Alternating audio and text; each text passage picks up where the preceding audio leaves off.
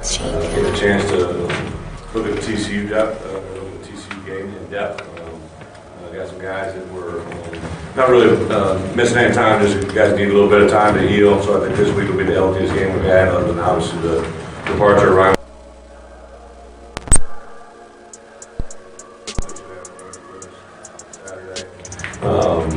Obviously, last night released the uniforms that was brought to me, I don't know when last year, the idea of it. Of course, I was fully in support of it, and hear the reaction from the Jones family is very, very positive. The kids saw the uniforms for the first time and really enjoyed it. We practiced in them yesterday, now we'll put those away till game day just to make sure everything fit and it was all put together in all the right places. So to reward or honor Jerry Jones is another great reason to be a part of that celebration this year with him in the Hall of Fame. So A&M is a good football team. I know that obviously the first game drew a lot of attention, and a couple games after that. But the team that we're facing, the same one we faced since I've been here the last 4 years.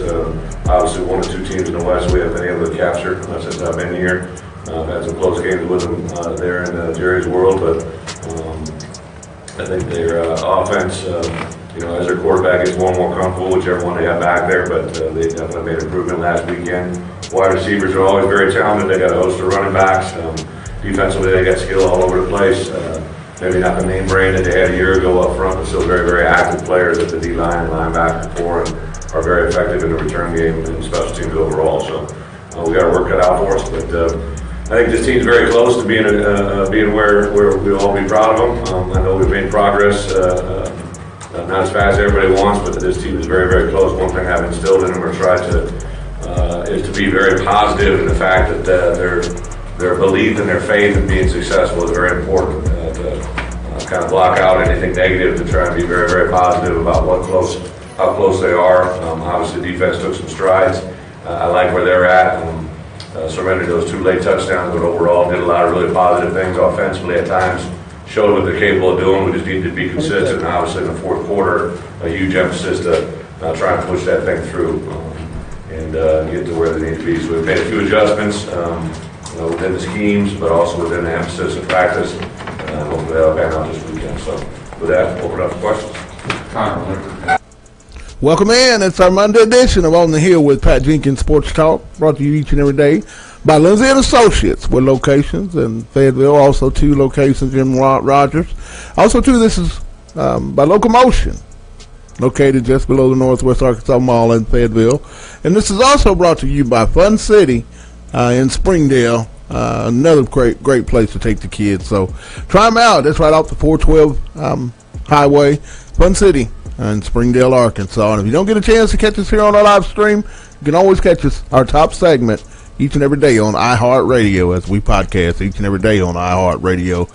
But we came in with Texas A&M preview audio. I attended, as hence the reason we started a little late to make today. My apologies. But attended the press conference with head coach Bret Bielema, offensive coordinator and defensive coordinator Paul Rhodes, and Dan Enos. And, Bret talked about, continuing to harp on the positive as well as understanding, you got to get it done. There, he is echoing some of what his players are saying prior, post TCU, Demetrius. I want to bring you in, as I'm going to bring in my producer, Demetrius Johnson. And hearing this, it is game week. What, I guess, changes are you looking forward to seeing when kickoff takes place in Jerry's World on Saturday? I'm really eager to see what Bret is going to do, because I'm looking at the depth chart, and there's not many drastic changes. So I guess I'm looking for intensity and execution, because there really were no personnel changes with the offensive line. So really, I'm just looking for execution and sound fundamentals. But really, it's going to boil down to Bret not making any adjustments. So really, he's telling everybody that this is it. This is our bread and butter. This is our identity. So I'm eager to really see how he responds and how the team responds with the bye week. That's a good point. And I agree with for the majority of most of it. But I'm going to be looking at just the adjustments and not just personnel, but attitude. I think attitude, offensive side of football, in particular the offensive line, will they play with a sense of urgency against what I consider another pretty good defensive line in the SEC and country in Texas A&M? Zay Colvin, Henderson, Dylan Mack. These are guys that you're going to have to account for as offensive linemen at Arkansas. And if they're to establish a running game, I'm of the belief that they're going to have to show that they can, be real physical at the point of attack and kind of set up a lot of the play action passing game that Coach Dan Enos and Bret Bielema want to be able to do on a consistent basis. Also too, what can the defense, can they improve a little bit more in the run game? I mean, we know what the strength is for Texas A&M. It's going to be Ford and Trevion Williams pounding the football. Also, you got to watch out for the true freshman in Kellen Mond, quarterback out of IMG Academy, Norm All-American. I mean, you're going to have to contain him. So you got three basic, in my opinion, running backs in the backfield. If you can make Kellen Mond throw the football, I think that helps your chances. So how much pressure can Arkansas get out of making a conscious effort to stop the running game? That's something that I'm really going to be paying attention to. Not so much, the changes in personnel, as I said, it's just mentality. I think it comes a point where you can put so much personnel on the football field, but then again, you're going to have that mentality and passion to go out and do it. And mine is going to be which team, be it Texas A&M or Arkansas, which team is going to be willing to, put forth a little more passion in both teams' SEC openers. That's going to be one of the main things, if not the main thing that I see. Because, I think Arkansas should have the edge at quarterback. Talent-wise, you would have to say A&M, based on the past couple of years, Kevin Sumlin has, done on the recruiting trail quite outstanding classes. But at the same time, this is going to boil down to who wants it more in the passion department. That's what I think. Both teams, Demetrius, are going through a lot of negativity about their coaches, about the program on their campuses, and the expectations. So, I just think it's going to be more the mental side, what these 18, 19, 20, 21-year-old kids are able to, deal with come kickoff.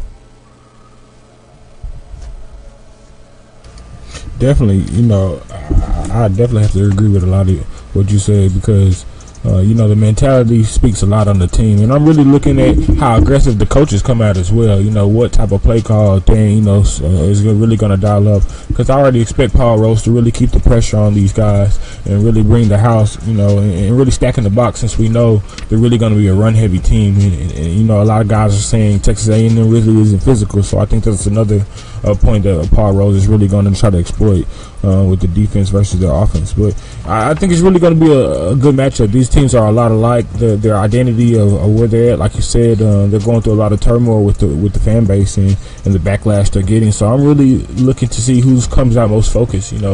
Like you said last night, they came out with the new uniforms, and that's going to be a added spark, especially commemorating Jerry Jones. What more motivation do you need to try to get pretty much a preseason tryout for the Dallas Cowboys? We were talking about that one day off air. Every Razorback that ever envision going to the NFL, you always get one free tryout when you go to Jerry's World. You have the owner looking at you and watching that game. So it's really going to be big that these guys go out and really execute and really put their best foot out there on the field, because it's critical due to the season and how the schedule is aligned that they really come out with a victory against Texas A&M. Which leads me to our new segment and the Lindsay question of the day. Here on the show, brought to you by Lindsay and Associates, with locations in Fayetteville, also 2 locations in Rogers. With a new uniform that Arkansas will be wearing this Saturday in honor of Jerry Jones, kind of a replica Dallas Cowboy jersey, uniform just turned cardinal red and white. My question to you guys: good or bad in recruiting, in your own opinion? And could this be the second part of that question, is this something that the U of A might need to want to, hang on to if they get a lot of positive feedback? I think that's a question that I'd like to get some answers to. So chime in here on our live stream. Tell us what you think. Good or bad, the new uniform Arkansas will be debuting this Saturday in Jerry's World. For recruiting, good or bad, and also, too, is it something that you'd like to see, as being a permanent option for uniforms going forward here at the University of Arkansas? Demetrius, now I want to pose that question to you. Because now we have our question out. It's brought to you by Lindsay and Associates with locations in Fayetteville, also too in Rogers. The question of the day, before I get my producers' answers, the new uniform, is it good or bad in recruiting? And also, is it something that you'd like to see be a part of Arkansas's permanent uniform style for going forward here in Fayetteville? Chime in and let us know. We want to hear what some of our viewers and listeners have to say. I mean, this is your show as well as it is ours, but I want to bring it over to Demetrius. First, good or bad in recruiting? I personally think it's good. I think it's really creative that they would take on the NFL apparel and really replicate Jerry Jones. I think that's a wonderful idea. I thought it was a very unique way to really educate the young people that really don't know Razorback history on just how Jerry Jones was connected, because I think that's something that a lot of people still don't know, is that Jerry Jones is an alumni of the University of Arkansas. So I think it's exciting. I think it's definitely a good look by Nike. I think it's really just going to have guys excited to play. There's a quote by Deion Sanders: "You look good, you feel good, you feel good, you play good." So I hope the Razorbacks take on that quote and really apply that to this weekend's game. And did you apply to that quote? Would you play? I know I did. I mean, it was always, I got to look good to feel good, and then I always hopefully played well. I mean, that was up for debate with my grandparents and people that were close to me. But is that something that you really look at? Because I'm a believer when I talk to a lot of kids in recruiting. Your look, and even at the younger level, Demetrius, when you look at kids now, uniforms matter in today's day and age of collegiate and even high school or summer, summer competition athletics. Is that just something that just so happens to be going on, or, I mean, is that kind of strange to you? No, I think it's just a new fad with the younger guys. They really like, gearing up. I was one of those guys that like to wear spats, like to wear the visors, like to wear the gloves. So, I think it's good that we give the kids, or I shouldn't say kids, the students, the ability to really, express themselves within the likes of the uniforms. And, nothing's wrong with looking good and feeling good and playing good, but, you don't want to have a pretty loss. and I think it's really critical that these guys really go out and represent the University of Arkansas like the fans expect, because that can shoot you in the foot. It can really be a great motivator, but it can really be a big pitfall when you're talking about not bringing the fans the results and coming up like last week. I don't really want to be the negative guy in the conversation, but I think it's really just critical that these guys really turn that page, because this is really a pivotal moment in their season, and I think it's really just going to prepare them for that South Carolina game and that Alabama game, because this is the pretty much the big dog in between those games. With New Mexico State, that's kind of, I won't say a cupcake game, but that's supposed to be a game where you improve and you fix a few things, but you're not really worried about losing the game, and then you go back to that SEC play.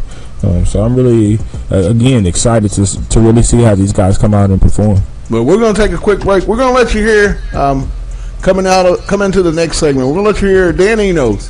Had a chance to hear what Coach Enos' outlook is for a couple of players. In particular, just his outlook for Chase Hayden. We're going to step away, get a quick break. Coach Enos is up next. It's On the Hill with Pat Jenkins. Back in a moment. The